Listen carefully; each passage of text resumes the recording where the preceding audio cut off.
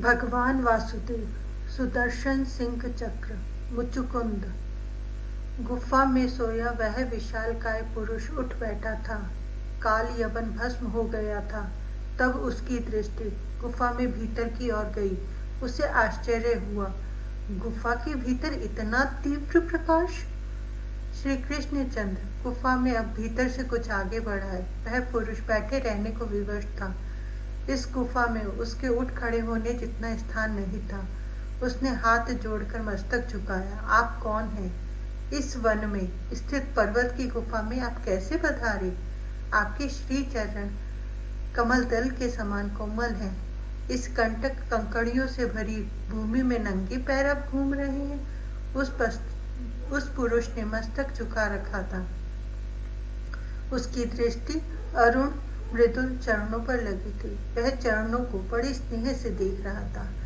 आप तेजस्वियों के परम तेज भगवान अग्नि हैं, सूर्य नारायण हैं, चंद्रदेव हैं, इंद्र देवराज इंद्र हैं अथवा कोई लोकपाल हैं, किंतु इनमें से मैं सबसे परिचित हूँ, सबको पहचानता हूँ। वह पुरुष कह रहा था, अतः मुझे लगता है कि सृष्टि स्थित पालन करता त्रिदेवों में से सर्वश्रेष्ठ श्री हरि ही आप मुझ पर कृपा करने पधारे हैं। मेघ श्याम श्री अंग पीतांबर परिधान, वक्ष स्थल पर श्री वत्स चिन्ह, कंठ में कौस्तुभ, चतुर्भुज वनमाली, तेजोमय मकराकृत कुंडल। यह श्री मूर्ति भी क्यों पहचानने की अपेक्षा रखती है, किंतु इस समय श्री कृष्ण चंद्र ने जो तेज प्रकट किया था उससे उस पुरुष के नेत्र इन परम पुरुष को देखने में असमर्थ हो रहे थे। केवल एक झलक मिली और नेत्र झुका लेने पड़े। उसने अपनी असमर्थता प्रकट की। महाबाहु, आप इतने तेजस्वी हैं कि मैं आपकी ओर अधिक देख नहीं सकता हूँ। मैं हतोजस हो गया हूँ आपके तेज के सम्मुख। आप समस्त देहधारियों के लिए सम्मान्य हैं। अतः यदि आपको रुचि तो अपना परिचय दे, अपना कुल गोत्र यहाँ पर पधारने का प्रयोजन बतला दे। मुझे क्षमा करें, पहले मुझे अपना परिचय देना चाहिए। उस पुरुष ने फिर कहा, वैवस्वत नंदन, महाराज इक्ष्वाकु के कुल में चक्रवर्ती सम्राट मंधाता यौवनाश्व का पुत्र हूँ। मेरा नाम मुचुकुंद है। ब्राह्मणों के चरणों का मैं सदा से सेवक रहा हूँ। देवता असुरों से पराजित हो गए तो उन्होंने मुझसे सहायता की याचना की। मैं स्वर्ग गया और सुरों की ओर से असुरों से युद्ध में लग गया। कितना समय व्यतीत हो गया इसका मुझे पता नहीं लगा। महाराज, हम सुरों के संरक्षण एवं पालन के इस कठोर श्रम से अब विश्राम लें। देवताओं ने कहा, क्योंकि उन्हें भगवान पशुपति के पुत्र कुमार कार्तिकेय का संरक्षण प्राप्त हो गया था। स्कंद ने उनका सेनापतित्व स्वीकार लिया था।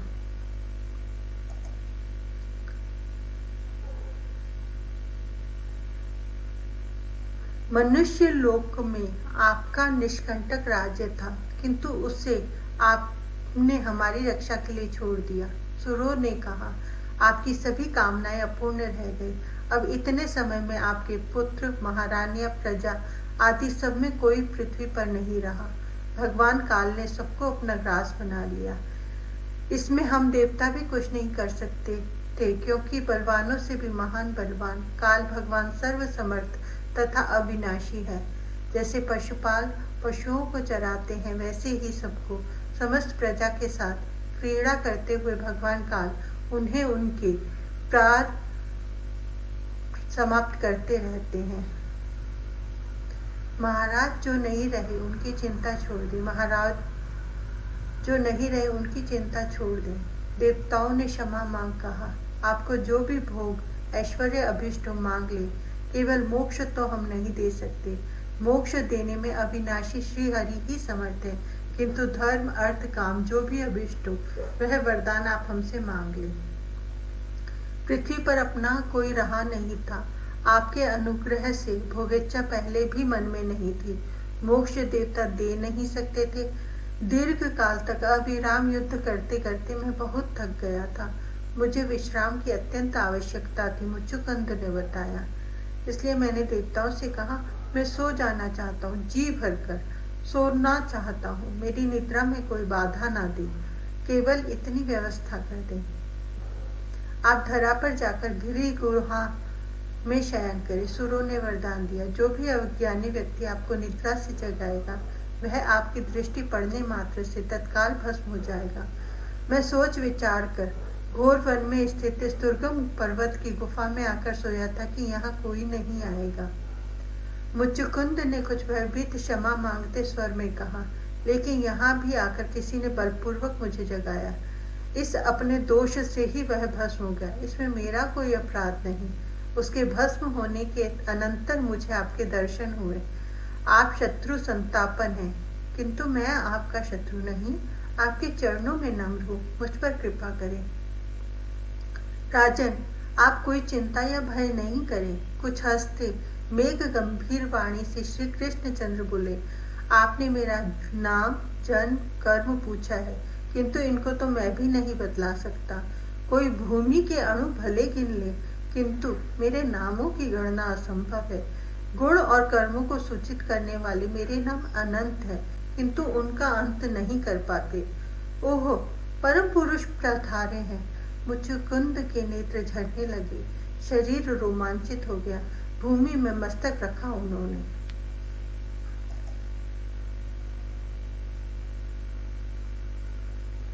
इस समय ब्रह्मा की प्रार्थना पर धर्म की रक्षा और भूभारभूत असुरों के विनाश के लिए यदुकुल में मैंने अवतार लिया है।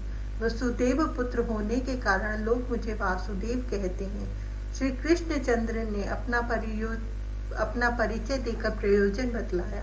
काल नेमी दत्तिकंस हो गया था, उसे और प्रलंब आदि दूसरे भी सत्पुरुषों को पीड़ा देने वाले असुरों को मैंने मार दिया है।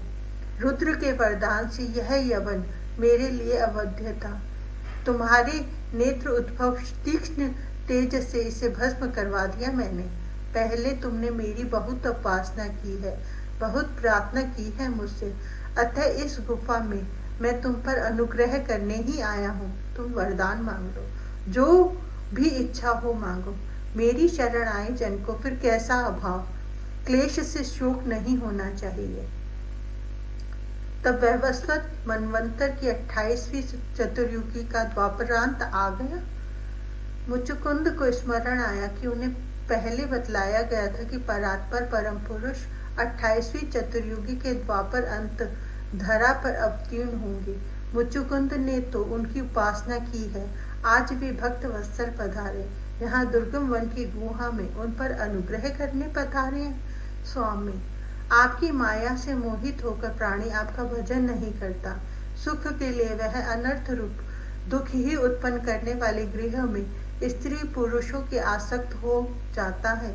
माया ठग लेती है उसे। यह मानव शरीर अत्यंत दुर्लभ है और यह सर्वेंद्रिय शक्ति संपन्न मिलना और भी दुर्लभ है। बिना प्रयत्न इसे पाकर भी दुर्बुद्धि मनुष्य आपके चरणारविंद का भजन तो करता नहीं, अंधे पशु के समान घर रूपी कुएं में गिर पड़ता है। मुचुकुंद स्तुति करने लगे थे, मेरे नाथ, राज्य लक्ष्मी के मद से मत्त होने के कारण मेरा भी यह समय व्यर्थ ही व्यतीत हुआ है। इस मरण धर्मा देह को ही मैंने आत्मा माना। इस पुत्र, स्त्री, कोश, पृथ्वी आदि में आसक्त होकर इसकी दुहंत चिंता में लगा रहा। अतः प्रभु, आपकी चरण सेवा के अतिरिक्त और कुछ मैं नहीं मांगना चाहता। आप मोक्ष दाता परमोदर स्वामी को पाकर कौन अपने लिए बंधन रूप वरदान मांगेगा। मैंने समस्त कामना छोड़ दी। ये सात्विक राजस तामस गुणों में बांधती ही है। निरंजन, निर्गुण, अद्वय, ज्ञान स्वरूप आप परम पुरुष की मैं शरण हूँ। भक्त वत्सल, इस संसार के क्लेश में, भव महादावाग्नि में दीर्घ काल से मैं संतप्त हो रहा हूँ। ये काम, क्रोध, लोभ, मोह, मद, मत्सर निरंतर अतृप्त रहते हैं और कहीं शांति से मुझे नहीं रहने देते। किसी प्रकार आपके पाद पद्मों में पहुंच चुका हूँ। शरणागत वत्सल, आप परमात्मा, अभय, अमृत, अशोक है, मेरी रक्षा करें स्वामी।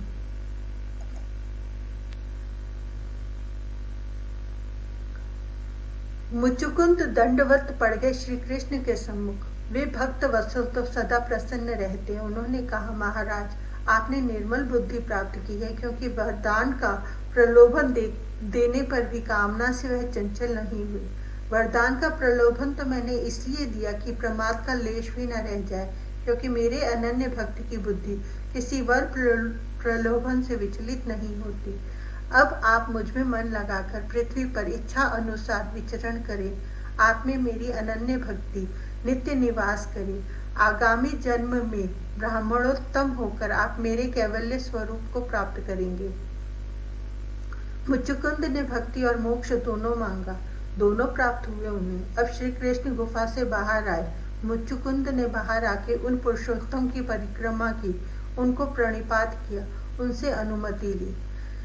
श्री कृष्ण चंद मथुरा की ओर लौटे। वे जब तक दृष्टि पथ में रहे, एकटक मुचुकुंद देखते रहे उसी ओर। जब श्री कृष्ण दृष्टि पथ से दूर चले गए, मुचुकुंद ने पुनः भूमि में लेटकर उन्हें प्रणिपात किया। प्रभु ने कहा, इच्छा अनुसार भूमि में विचरण करो। मुचुकुंद ने उठकर इधर उधर देखा। ये उनके टखनों तक पहुंचते मनुष्य और पशु, ये घुटनों से कुछ ऊपर तक आते वृक्ष, शशक मूषक जैसे हो गए हैं धरा पर। अब अश्व गज भी वट अश्वत्थ शूद्र जैसे रह गए हैं। इस मनवंतर की प्रथम चतुर्युगी के सतयुग में उत्पन्न उन महाकाय पुरुष को पृथ्वी की वर्तमान अवस्था देखकर बहुत निराशा हुई। वे कहाँ जाए, कहाँ विचरण करें। उनको छाया दे सके बैठने पर ऐसा भी तो कोई वृक्ष कहीं नहीं दिखता। वे यदि नगर जनपद की ओर गए तो ये शूद्रकाय मनुष्य और पशु भय से ही मर जा सकते हैं। इनमें आतंक से भगदड़ मचेगी। वे कहाँ तक इन्हें अपने पदों से कुचल जाने से बचाते चल पाएंगे। ऐसे संसार में ऐसे क्षीणकाय जीवों के मध्य विचरण करने में किसी को क्या सुख मिलेगा।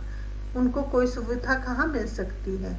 कोई मनुष्य चींटियों के समुदाय में उनको बचाते कैसे चले, कैसे रहें वहाँ। श्री कृष्ण चंद्र परम पुरुष है। मुचुकुंद से पहले भी समकालीन महाराज कुकुदमी को देखा था उन्होंने, किंतु मुचुकुंद ने कहाँ इतने अल्पकाय प्राणियों को देखा था। वे खिन्न हो गए। महाराज कुकुदमी के समान वे भी तप करने का निश्चय करके आकाश मार्ग से ही गंधमादन पर्वत पर चले गए। उनमें श्रद्धा थी, वे धीर थे और श्री कृष्ण प्रेम उन्हें मिल चुका था। वे तप करें, यही उनके लिए स्वाभाविक था।